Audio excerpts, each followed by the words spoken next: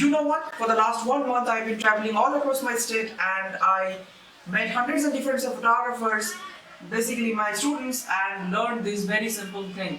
All of them had this set of finite questions that confuses them. And today, in this video, I'm going to answer all of them.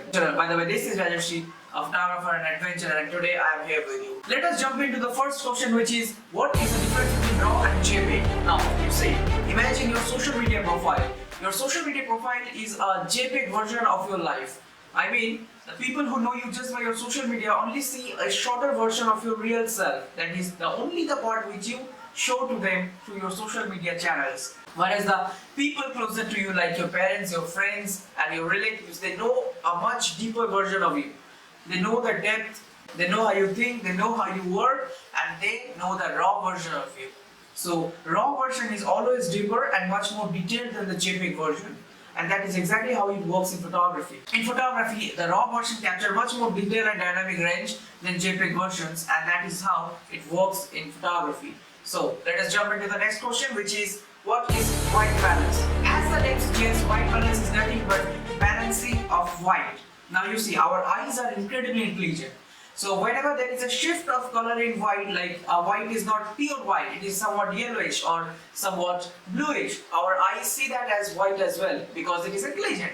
But the camera is not that intelligent and it fails to understand that color, that subtle change in tones. So whenever we click a picture of white object, it appears a bluish or greenish according to the light present to our eyes.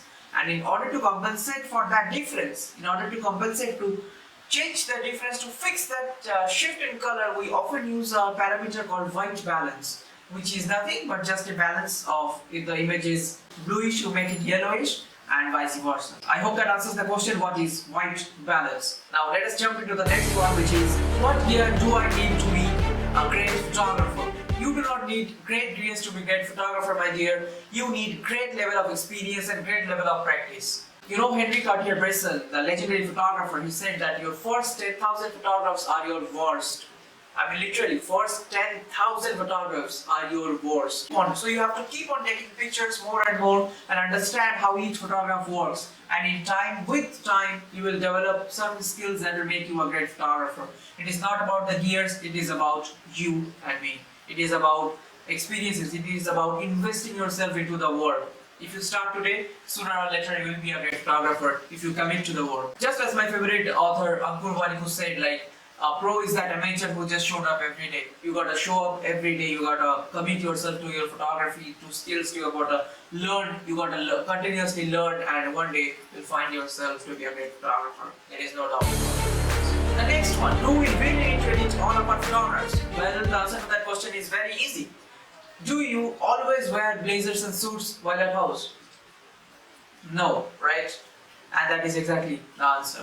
You know, photographs are meant to be spontaneous. They are meant to capture the human imperfections and emotions. Now, if you edit all of the images, there is nothing truth about. Editing a photograph is like taking away the truth and, you know, filling in the gaps of imperfections. So, I think it's not always wise or not always advised to edit all of your photographs. So let's jump into the next question, which is, how to achieve sharp focus. You can achieve sharp focus by mainly two things: higher shutter speed and higher f-stop number. A higher shutter speed, you know, gives a stillness to the image, which, you know, adds to the illusion of being sharp, and a higher f-stop number increases the depth of field by lowering the aperture, as you all know in theoretical part, and that is how it makes it, an image look a bit sharper because of the higher range of depth of field. So I hope that answers the question. Now, next one is, what is manual mode and do I need to use it? No. The answer is no, because manual mode is like taking the absolute control of your camera, which as a beginner could be frustrating and confusing.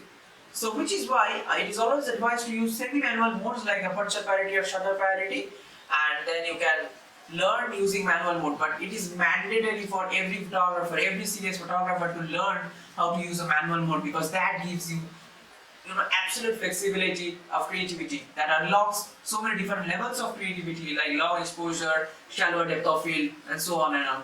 So manual mode is mandatory, but not necessarily a beginner's mandatory. That is, and I hope that answers the question, do you really need to learn manual? That was all about in today's video, and that was real fast. So we will meet soon in the next week. Until then, adios, take care, goodbye.